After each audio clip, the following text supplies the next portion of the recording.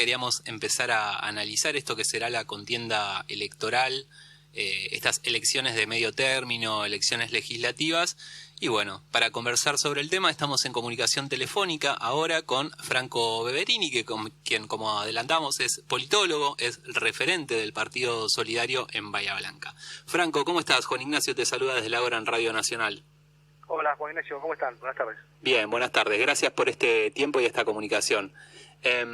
Franco, más allá de que cada momento en la historia de un país es único, nunca estamos dos veces en el mismo punto, en la misma situación, y mucho menos en la política, que es tan compleja y donde entran tantas variables en juego y variables nuevas, como ahora una pandemia en este caso.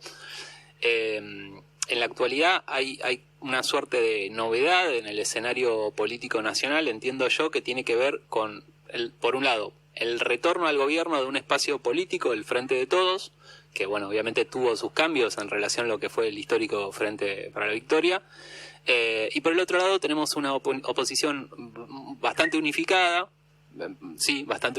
en otro espacio político que es Juntos por el Cambio, que viene de ser gobierno. Esto, creo yo, vos decime si compartís la visión, y te pido que te explayes en esto, ¿no hace aún más importantes estas elecciones, más allá de que sean legislativas, como una especie de medición de fuerza de los dos principales frentes políticos a nivel nacional? Sí, la verdad que yo lo que creo que en la legislativa sabemos que son elecciones que en realidad son como un termómetro de la gestión del gobierno. Uh-huh. En este caso particular, en un contexto de pandemia, yo creo que hay un sesgo muy importante en ese análisis. Y por otro lado vemos que la oposición no ha tenido, entiendo yo, una postura proactiva en términos absolutos, ¿no? Sí hay algunos referentes, sobre todo aquellos, ¿no?, que se diferencian, ¿no?, por el famoso teorema de Bellini, sí, ¿no? Aquellos que tienen responsabilidades de poder han actuado en consecuencia, pero aquellos que no, la verdad que han encontrado siempre alguna manera de diferenciarse en términos absolutos con el gobierno. Argentina es un país que por supuesto está dentro del contexto latinoamericano. Uh-huh. Latinoamérica viene haciendo un cambio importante, ¿no? Yo me acuerdo que hemos hablado alguna vez de el golpe que sufrió Evo Morales o lo que sucedió en Bolivia. Sí.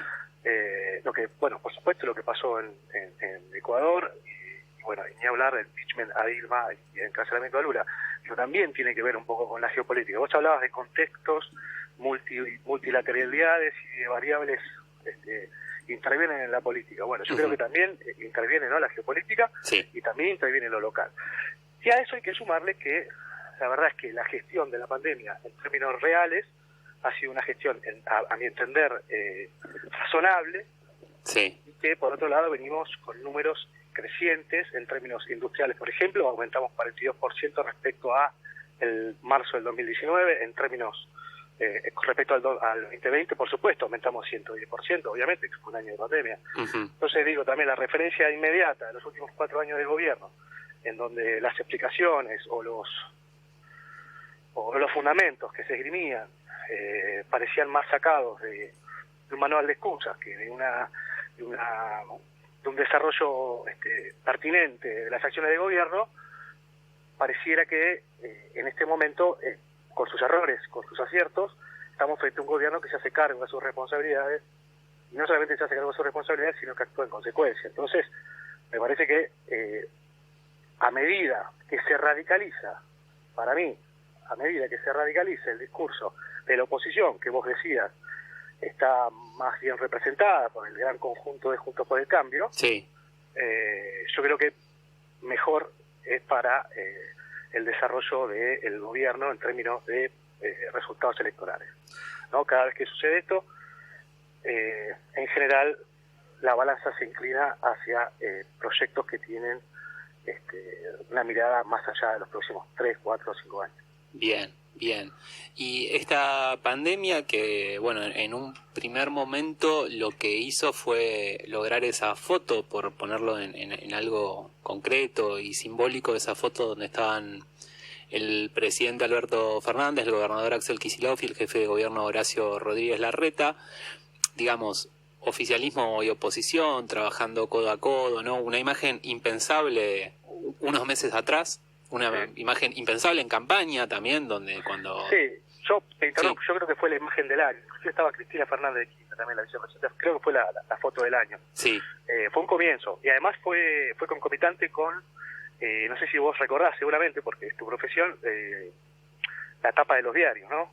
De la semana siguiente, que era una tapa que era igual en todos los diarios, y si no mal no recuerdo decía algo así como que de la pandemia salimos todos juntos. Sí, o algo. sí, que duró poco eso, junto con los aplausos a las 9 de la noche para el personal de salud, que pronto se transformaron en cacerolazos pidiendo recorte de los ingresos de funcionarios. Pero sí, fue un momento muy clave del año pasado, coincidimos. Yo creo que esto también ayudó a la cohesión del oficialismo, tener que enfrentar a la pandemia, pero yo te quería preguntar por esta composición que tiene el Frente de Todos, que como decimos está armado de lo que era Unidad Ciudadana, o de lo que es Unidad Ciudadana, de lo que es el Frente Renovador y de algunos sectores, porque por ahí habían estado con Randazzo, con el PJ Cumplir, algunos sectores que se incorporan por izquierda, pienso en el sector de Grabois. Digo, sí. Son diferentes experiencias que compitieron en las listas y que de pronto en 2019 confluyen por un objetivo mayor, que es sacar a Macri del gobierno. Ahora, en estas elecciones uno pensaría que tendría que haber un paso más en la consolidación del frente. Entonces ahí mi pregunta es, ¿cómo está el frente hoy por hoy después de año y pico de gobierno? ¿Y cuál pensás que es la definición que se está analizando o que se debería tomar, por ejemplo, en lo atinente a la confección de listas de si hay interna para ordenar el espacio o si se prima la unidad como en 2019, por ejemplo? Bien, bueno, por supuesto, como decía al principio, ¿no? Digamos, todas las contiendas electorales tienen que ver con la acumulación de votos, ¿no? Con acumular voluntades para lograr lugares de poder, y así de alguna manera el sistema puede dar la respuesta a las demandas de la sociedad. En eso estamos de acuerdo todos, no hay ninguna duda. Ahora, era un frente electoral, ¿no? Sí. Era un frente electoral que logró la acumulación de votos necesarias, que inclusive tiene un gesto, me parece a mí, en términos electorales, bastante marcado, que se habla muy poco, que es como el Frente de Todos baja la intensidad de la campaña, baja los decibeles y empieza a hacerse cargo, de alguna manera, del gobierno mucho antes de las elecciones de octubre. Sí. Entonces, creo que el advenimiento de la pandemia, ¿no? Lejos de generarle un inconveniente a la consolidación de esa coalición de gobierno, de ese frente electoral que se debe transformar en una coalición de gobierno, la verdad que todos sabemos, y lo hemos leído en la legislatura, y lo hemos leído muchísimas veces, que cualquier cuestión que tiene que ver con el desafío y con las gestas, muchas veces dejan de lado algunas cuestiones y algunas apetencias personales, porque son el valor que se está defendiendo es un valor por encima. En este caso, el valor de la vida. Me parece que esa idea, esa búsqueda, ¿no? de sostener la vida y de tratar de pasar este periodo, porque además también esta pandemia es una pandemia que viene también a la sazón de una, no sé si pandemia, pero algo bastante parecido que ha pasado en el sistema social y sanitario y económico en la Argentina. Sí. Entonces también había que levantar esa mala manera de gestionar el gobierno. Y bueno, esta pandemia lo que hizo, me parece, fue cohesionar a la coalición de gobierno y empezar a rodar juntos con figuras claves que tienen roles bien específicos. Ajá. ¿No? El rol específico que tiene Máximo Kirchner, el rol específico que tiene Massa, el rol específico que tiene Cristina Fernández, que tiene Alberto Fernández. Digamos, no es que comparten el poder, porque el poder lo detenta el presidente de la Nación, pero sí se conjugan entre sí para que esa coalición de gobierno funcione de manera aceptada. Bien. Por supuesto, yo lo que creo es que en 60 días más o menos cierran las listas, con lo cual va a haber algún tipo de chisporroteo, de tensiones, sí, y de cuestiones que son propias del cierre de lista y de las apetencias personales, que está bien que las tengan cada uno de los dirigentes que quieren aportar a la sociedad. Ahora bien, yo creo que el gobierno está consolidado, creo que ha pasado, más allá de que existan encuestas de consultoras que ya sabemos, digamos, para qué lado se acuestan. Sí.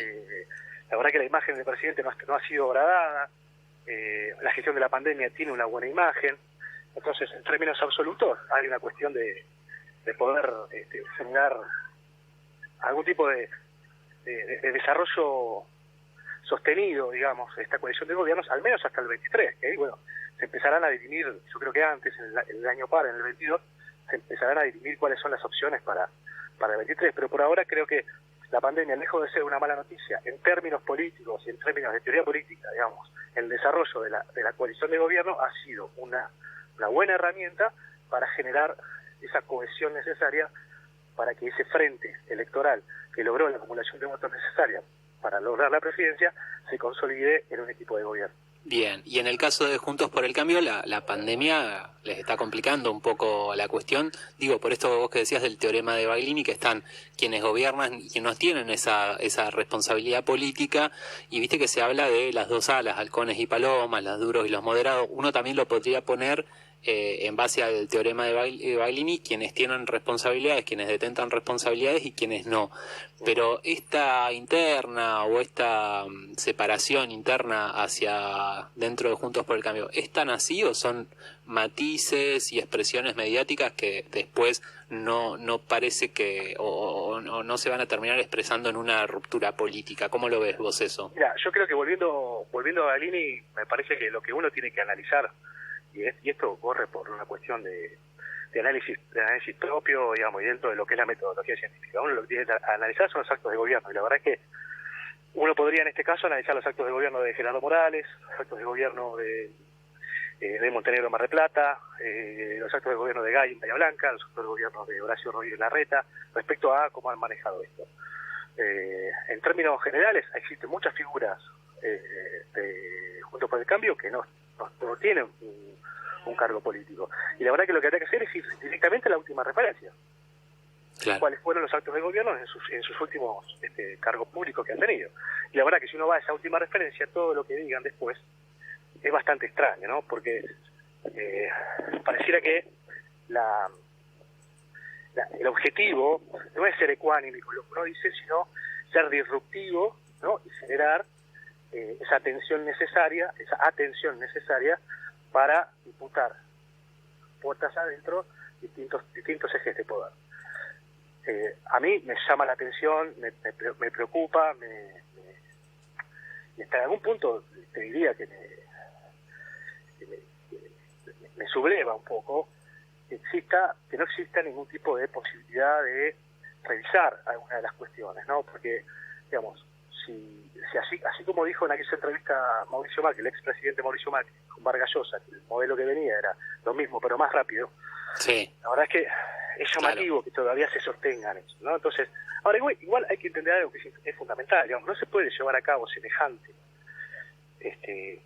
desguace del Estado, ¿no? Semejante pérdida de soberanía económica, alimentaria, energética, no se puede llevar a cabo sin que exista de alguna manera un telón de fondo que te lo permita y que te distraiga de esas cuestiones, ¿no? Que sean los medios. Últimamente estamos viendo cómo de manera más taxativa, porque existen muchos investigadores y periodistas que lo venían marcando, pero de manera más taxativa, más tangible y más real, cómo era ese funcionamiento, cómo se iba organizando o cómo se iban enlazando cada uno de esos eslabones para que sucediera lo que sucedía. Entonces, a mí me parece que existen muchísimas líneas internas dentro del Juntos por el Cambio. Me parece que la definición de la interna de la UCR en la provincia de Buenos Aires también tiene su peso, en donde van a tratar, creo yo, no van a tratar de generar una impronta diferente, pero que, bueno, está por decirse. De todas maneras, yo no entiendo que haya quienes los halcones y las palomas, sí, o los blandos y los tibios, ¿no? Me parece que tienen una mirada peyorativa respecto al Estado, tienen una mirada absolutista respecto al poder y tienen una mirada conservadora en términos de transformación social. Bien, clarísimo. Franco, nos quedan 2 minutitos para que termine el programa y bueno, me quedan montones de temas en el tintero, así que te estaré llamando en breve. Podemos arreglar una nota para seguir hablando. Algunos de los temas que por ahí me parece que estaría bueno hablar, la interna de Juntos por el Cambio en provincia, vos hablaste un poco del radicalismo, también estuvo el entredicho entre Monzó y Macri, pero bueno, tenemos bastante para hablar ahí, podemos hacer otra nota la semana que viene, ¿podemos ir viendo? Cuando vos quieras, no hay ningún problema. Estoy disponible. Bueno, Franco, te agradezco muchísimo por tu tiempo y vamos arreglando para seguir charlando un poco de política provincial y también local. Ok. Bueno, muchísimas gracias. Era Franco Beverini, referente del PSOL Bahía Blanca, politólogo, muy interesante el análisis que nos traía.